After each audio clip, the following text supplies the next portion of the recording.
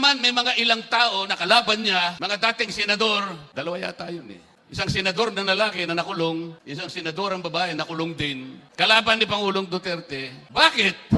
Sila bang nakakaalam kung anong mabuti sa ating bansa? Mas marunong pa ba sila sa presidente ng Pilipinas? Bakit hahatulan mo ang programa ng isang naging Pangulo base sa dami ng namatay na tao? Bakit hindi mo ibase yung programa kung ilang tao ang na-benefit? Ilang milyong tao ang nasave ni Pangulong Duterte laban sa droga? Ilang pamilya ang iniligtas ni Pangulong Duterte laban sa droga? Ilang magulang ang nagkaroon ng kumpiyansa at nawalan ng takot dahil ang mga anak nila ay nalagay sa mabuting kalagayan?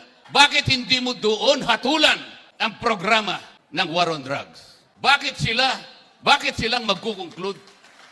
Sino ba sila? Mga kababayan taga Davao, alam ko po ang sakripisyo ni PRRD. Ayun, nandun siya sa malayong bansa ngayon. Nag-iisa. Pero alam ko, matapang si PRRD. Hanggang ngayon, alam niya, kailangan siyang magsakripisyo.